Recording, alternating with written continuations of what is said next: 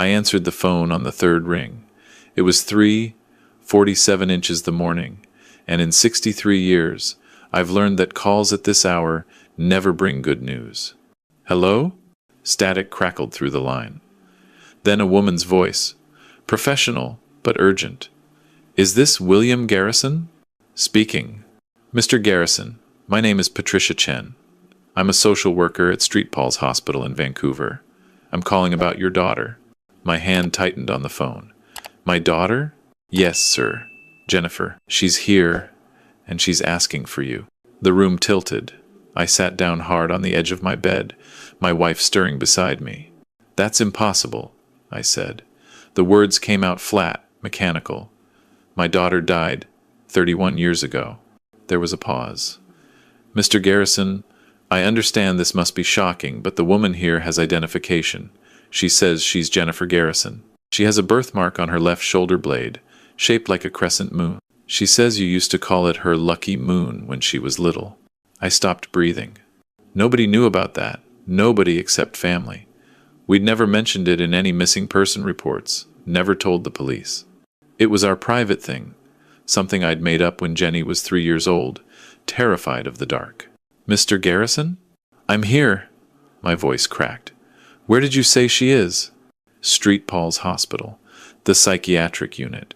She was brought in 2 days ago after a crisis intervention.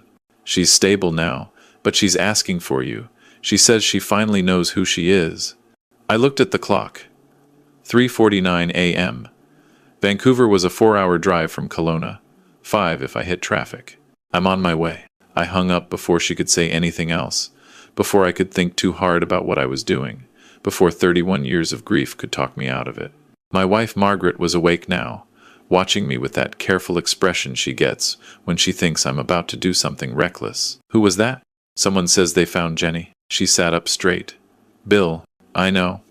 I was already pulling on my jeans, grabbing yesterday's shirt from the chair. I know how it sounds. But she knew about the birthmark, Maggie. She knew about the lucky moon. Margaret's face went pale. We'd had calls before, over the years, twice in the first decade. Con artists, mostly. People who'd read about our missing daughter and thought they could exploit a grieving family. We'd learned to spot them quickly. They always got the details wrong. But the lucky moon. That was different. I'm coming with you, Margaret said, already reaching for her clothes. No. I said it more gently than I felt. Not yet. Let me see first. If it's real, I'll call you immediately. If it's not. I couldn't finish that sentence. If it's not, I'll fall apart, and I need you to be here, solid and whole, so I have something to come back to. She understood. After 42 years of marriage, she always understood. The drive to Vancouver was the longest 4 hours of my life. I'd made this trip hundreds of times, but never like this. Never with this terrible, fragile hope burning in my chest like a live coal. I kept the radio off. I needed silence to think, to remember, to prepare myself for whatever I was about to find. Jennifer had been 17 when she disappeared. December 14th, 1993. She'd gone to a friend's house after school, or that's what she'd told us. We'd found out later she'd actually gone to meet a boy. Not the boy we thought she was dating, some clean-cut kid from her physics class, but an older guy, 23, worked at a garage on the east side. They'd had a fight. He'd left her at a bus stop on Hastings Street at 11 p.m., angry and alone in one of the worst parts of the city. She'd never come home. For 3 years, we'd searched. Put up posters. Worked with police. Hired private investigators we couldn't afford. Margaret stopped sleeping. I stopped everything that wasn't work or searching. Our marriage nearly collapsed under the weight of it. Then in 1996, they'd found remains. Female, approximately 17 to 19 years old, found in a wooded area outside Mission. Dental records were inconclusive. The body had been there too long, the damage too extensive. But there was other evidence. A jacket that looked like the one Jenny had been wearing. A silver ring that might have been hers. The forensics team said they were 70% certain. 70% had been enough. We'd held a memorial service, buried an empty casket, tried to move on. But some days, I even convinced myself I had. I reached Vancouver just after 8 in the morning. St. Paul's Hospital sat in the downtown core, a sprawling complex I'd driven past 1,000 times without really seeing it. Now, it loomed in front of me, massive and indifferent. I found parking, walked through the main entrance, asked for Patricia Chen at the information desk. She met me in the lobby 15 minutes later. Late 30s, kind eyes, the sort of face that had seen too much suffering and somehow remained compassionate anyway. "Mr. Garrison, thank you for coming so quickly." She shook my hand. "I want to prepare you before you see her. Jennifer has been through significant trauma. She's had what we believe is a dissociative episode triggered by recovered memories. She's been living under a different name for the past 3 decades. "What name?" "Melissa Morrison. She's been in Vancouver the whole time, Mr. Garrison, working various jobs, mostly in the service industry. She's been homeless intermittently. 3 days ago she saw a poster, one of the old missing person posters for Jennifer Garrison. Someone had shared it on social media, part of a cold case awareness campaign. When she saw the photo, something broke open. We walked through corridors that smelled of antiseptic and floor polish. My heart hammered so hard I thought I might collapse. She's been having flashbacks," Patricia continued, "fragments of memory. A house with blue shutters, a mother who made cinnamon rolls on Saturday mornings, a father who built her a treehouse but was afraid of heights himself, so she had to climb up first to test if it was safe." I stopped walking. The treehouse. I'd forgotten about the treehouse. It had been in our backyard in our old house, the one we'd sold after Jenny disappeared because we couldn't stand to look at her empty room anymore. I'd built it the summer she turned 9. She'd laughed herself sick watching me shake on the ladder, gripping the rungs so tight my knuckles went white. "Mr. Garrison?" "The treehouse," I said. "I built it. I was terrified of heights." Patricia's expression shifted. "Then you should know, before we go in, that she's scared too. She's scared you'll be angry, scared you'll blame her for disappearing, scared you won't believe her, or worse, that you will believe her and won't want her back after all these years. That's insane. Trauma isn't rational." She stopped outside a door marked 412. "She's in here. I'll give you some privacy, but I'll be right outside if you need anything." She pushed the door open. The room was small. Standard hospital setup: bed, chair, window, with blinds half drawn. A woman sat in the chair by the window, backlit by morning sun so I couldn't see her face clearly at first. She stood up when I entered, slowly, like her legs might not hold her. I couldn't move, couldn't breathe. She was older, of course. 48 now, not 17. Her hair was shorter than Jenny's had been, darker, streaked with premature gray. She was too thin, her face lined with years I hadn't witnessed. She wore donated clothes, sweatpants, and a faded t-shirt, and stood with her shoulders hunched, like she was trying to make herself smaller. But her eyes were Jenny's eyes. The same unusual color, gray-blue with flecks of green.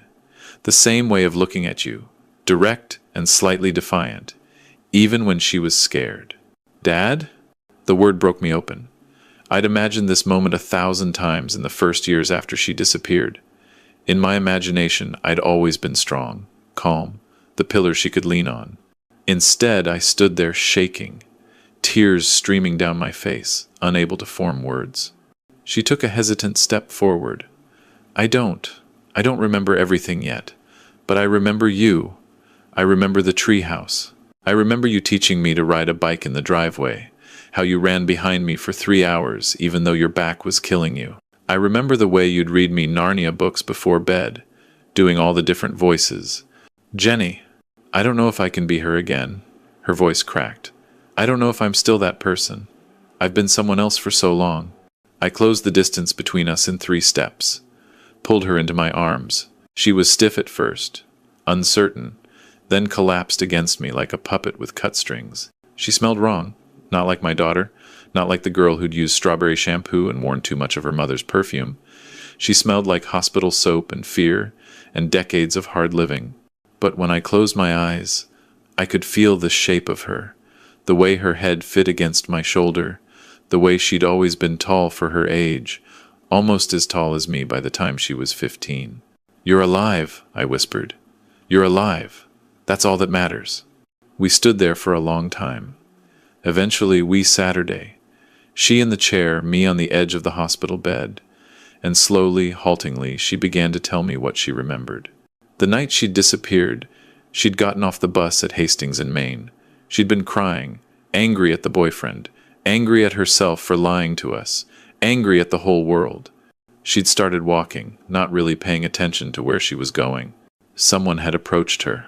A woman. Friendly, concerned. Asked if she was okay, offered to buy her coffee, get her somewhere safe. Everything after that was fragments. Scattered pieces of a nightmare she'd locked away so completely that for 31 years she hadn't even known it was real. There'd been other girls. A house that moved, or maybe they'd been moved to different houses, she wasn't sure. Years of dissociation, of being Melissa Morrison, a girl who'd appeared in the system with fabricated papers and a fabricated history. Years of survival work, of doing what she had to do to eat, to sleep, to stay alive. The memories had been coming back in pieces over the past 5 years, she said. Little things that didn't fit the narrative of her life. A feeling that Melissa Morrison wasn't her real name. Dreams about a house with blue shutters. About a mother's cinnamon rolls. About a father who was afraid of heights. But it wasn't until she'd seen the poster 3 days ago, her own 17-year-old face staring back at her from a social media share, that everything had come crashing down. "I lost myself," she said. "Completely. Patricia says it was a psychotic break, but it felt more like waking up. Like I'd been asleep for 31 years, and suddenly I remembered I was supposed to be someone else." I listened. I didn't interrupt, didn't ask questions, just let her talk. Some of what she said made sense. Some of it was confused, fragmented, the way trauma memories often are. But through it all, there were details. Small, specific things that no con artist could have known. The way I always burned the popcorn on movie nights. The scar on her knee from when she'd fallen off her bike at age 7 trying to impress the neighbor boy. The stupid argument we'd had the week before she disappeared about her curfew, how I'd said she was grounded and she'd screamed that she hated me, and those had been the last words we'd ever spoken to each other. "I didn't hate you," she said. "I need you to know that.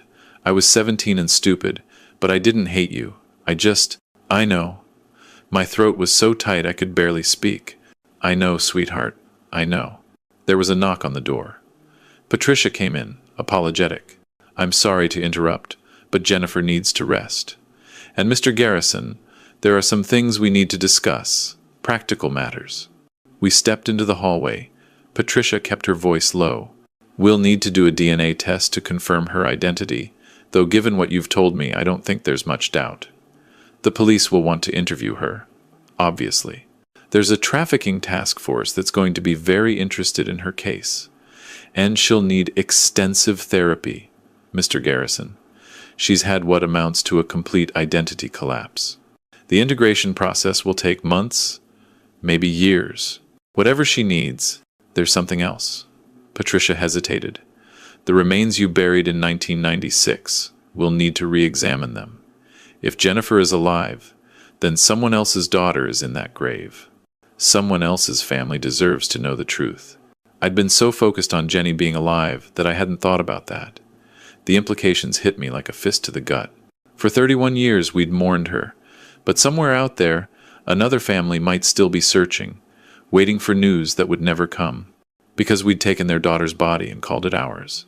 "I'll contact the police," I said. "Today. We'll do whatever needs to be done." Patricia nodded. "I need to ask you something difficult, Mr. Garrison. Are you prepared for this? Not just today, but long term. Jennifer isn't the girl you lost. She may never fully be that girl again. She's a 48-year-old woman with 3 decades of trauma and survival skills that might be hard for you to understand or accept. This won't be a simple reunion. She's my daughter." The words came out fierce. "I don't care who she had to become to survive. I don't care what she's done or what was done to her. She's my daughter, and I've had 31 years to grieve her. I'm not wasting another second." I called Margaret from the hospital parking lot, told her everything. She was in the car before I'd finished talking, wouldn't be talked out of coming, and I was grateful. I needed her strength, needed her certainty. The DNA test took 10 minutes to administer and 2 weeks to process. Those were the longest 2 weeks of my life. Longer than the first 2 weeks after Jenny disappeared, because back then I'd still had hope without complication. Now I had hope tangled up with fear and guilt and a desperate, clawing need for this to be real. Margaret and I visited the hospital every day. Jenny, she wanted to be called Jenny now, said Melissa Morrison needed to be put away, was slowly becoming more present. The dissociative episodes were less frequent. She remembered more each day. She remembered her mother's cinnamon rolls, remembered the blue shutters on our old house, remembered the cat we'd had, Winston, who died when she was 15. She also remembered things we couldn't verify, things from the missing 31 years. Some of them made Margaret cry, made me want to tear the world apart with my bare hands, but we listened.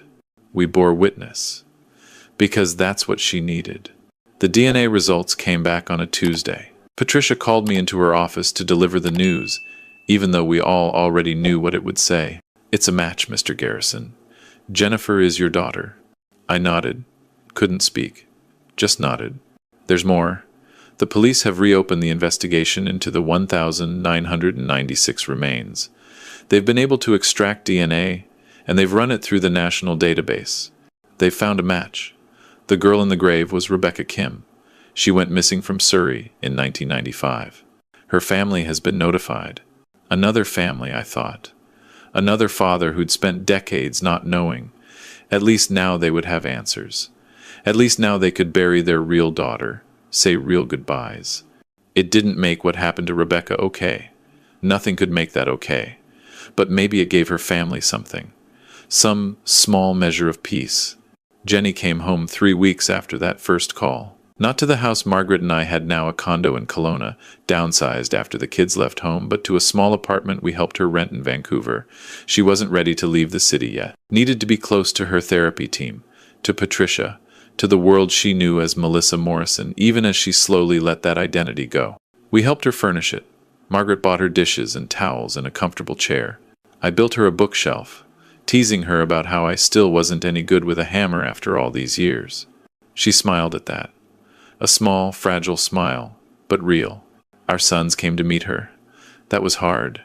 David and Michael had been 14 and 11 when their big sister disappeared. They remembered her, but their memories were childhood memories, unreliable and rose-tinted. The woman they met now was a stranger who happened to share their DNA. But they tried. They brought photos, helped fill in gaps in her memory. David told her about his kids, her niece and nephew she'd never met. Michael told her about his job, his husband, the life he'd built.